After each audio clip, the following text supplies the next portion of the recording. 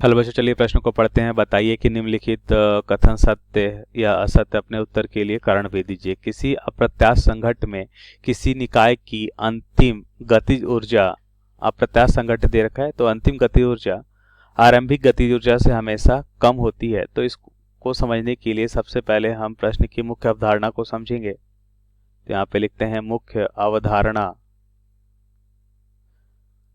सबसे पहले हम समझेंगे अप्रत्याशित संघट्ट। अप्रत्याशित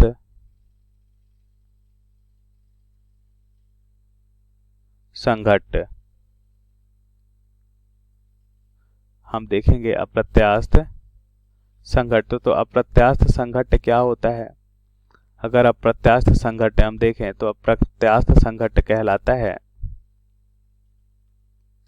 कि यदि कोई दो पिंड के मध्य टक्कर हो रहा है तो टक्कर के पश्चात हम देखते हैं कि वो पिंड चिपक के चलते हैं, तो यही संघट्ट अप्रत्याशित संघट्ट होता है। इसमें संवेग संरक्षित होता है लेकिन गति जो संरक्षित नहीं रहती है। तो हम यहाँ पे लिखते हैं कि दो पिंडों के मध्य टक्कर होने के पश्चात दो पिंडों के मध्य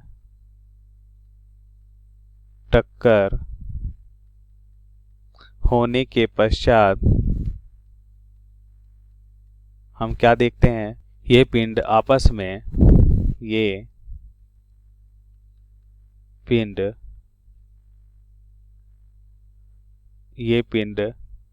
आपस में चिपक कर चलने लगते हैं,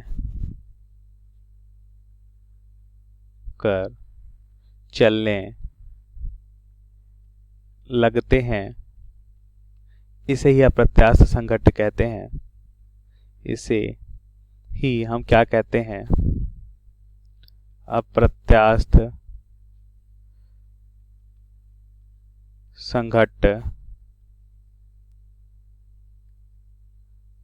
इसे ही अप्रत्याशित संघट्ट कहते हैं।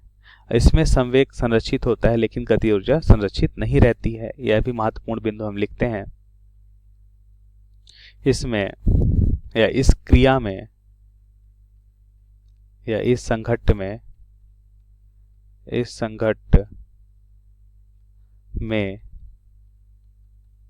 संवेग संरक्षित रहता है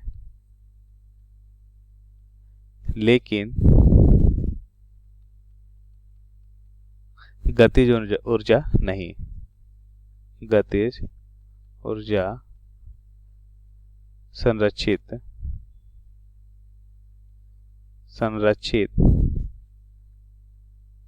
गतिज ऊर्जा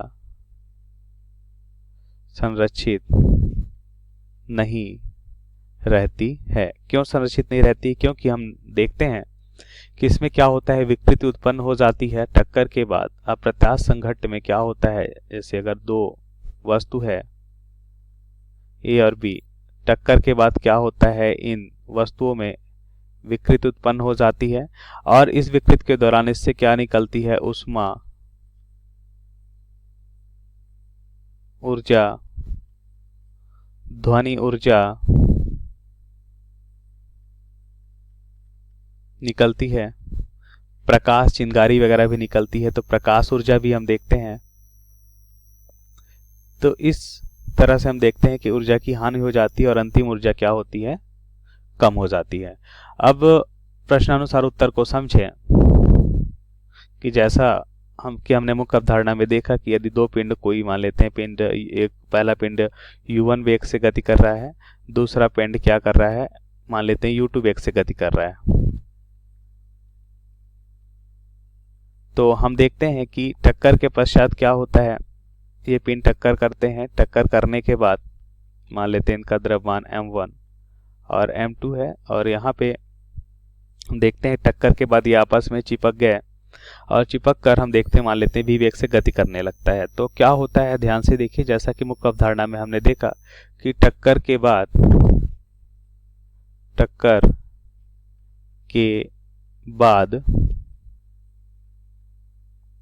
यहाँ पे लिखते हैं अप्रत्याशित टक्कर के बाद यहाँ पे हम लिखते हैं अप्रत्याश टक्कर के बाद क्या होता है। अप्रत्याश टक्कर के बाद हम देखते हैं ऊर्जा की हानि, उष्मा ऊर्जा की हानि, उष्मा ऊर्जा,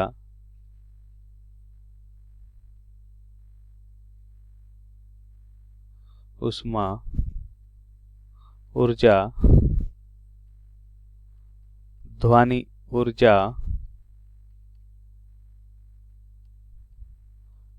प्रकाश ऊर्जा आदि के रूप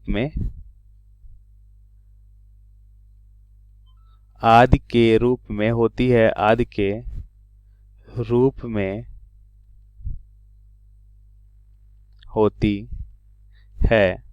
तो हम कह सकते हैं अतः अंतिम ऊर्जा क्या हो जाता है, अतः अंतिम ऊर्जा जो होता है वो कम हो जाता है।